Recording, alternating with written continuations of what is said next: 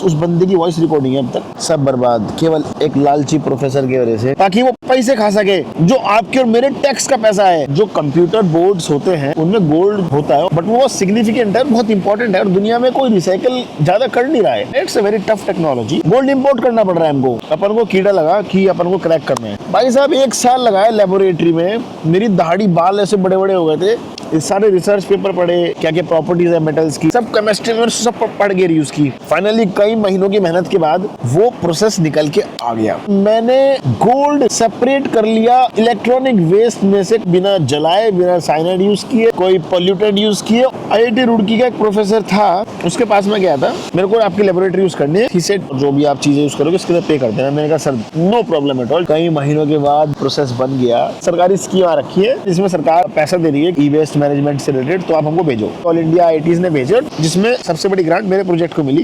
72-73 लाख रुपए सरकार से मिले कि यार मतलब और क्या चाहिए, लेकिन सरकारी पैसा आने में टाइम लगता है। मैंने कहा सर देखो खाली तो मैं बैठ नहीं सकता, मेरे पास अपने पैसे हैं थोड़े से, मैं स्टार्ट करता हूँ बनाना डेमोस्ट्रेशन प्लांट। मैं चूतिया बन गया वहाँ पे। हमारे एक वर्ड ऑफ माउथ डील हुई कि मैं अभी अपने पैसे लगा देता हूँ और बाद में जो पैसा आएगा हम एक्सचेंज कर लेंगे, ताकि टाइम ना वेस्ट हो। मैंने लगभग 50-55 लाख रुपए लगाए थे अपने, और एक छोटा सा प्लांट लगाया था, एक रेंट की जमीन लेके। मैंने खुद सब स्टडी किया, टैंक कैसे बनता है, क्या क्या डायमेंशन होने चाहिए, उसमें केमिकल पाइपिंग कैसे होती है, सब कुछ पढ़ा बैठ के, समझा, और एक प्लांट बनाया। और मैंने टेस्ट किया, वो 100 किलो में टेस्ट सक्सेसफुल हो गया। एक इंडिया से रिप्रेजेंट करके हम ऐसी चीज बना ले, bio refining, bacteria organic chemistry का यूज करके मेटल्स को सिलेक्टिवली ई वेस्ट से बाहर निकालना at so cheap cost. Sir का देख के दिमाग घूम गया, अबे ये क्या बना दिया तुमने यार। मैं तो सोचा ऐसी कुछ कमरे में बैठ के छोटा मोटा कर रहे होंगे। तो बोले लेकिन मुझे पेटेंट में मेरा नाम चाहिए। मैंने कहा सर बट टेक्नोलॉजी में आप करोगे नहीं? बोले नहीं, मेरे को मेंशन चाहिए। एट द एंड मैंने कहा सर पेटेंट आपके नाम में नहीं कर सकता, इट्स माय वर्क। प्रोजेक्ट की माँ बहन मत करो यार। मैंने अपनी सारी सेविंग लगा दी इसमें। मेरे पास उस बंदे की वॉइस रिकॉर्डिंग है अब तक। उसने बोला I am cancelling the project, go home,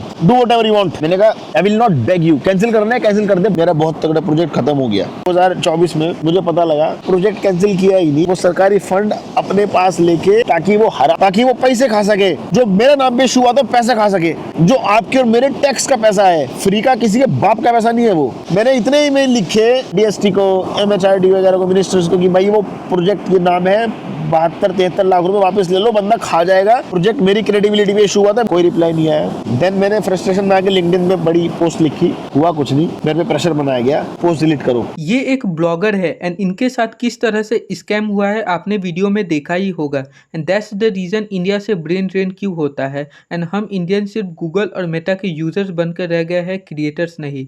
सो आपका इस पर क्या व्यू है, कमेंट कर जरूर बताएं।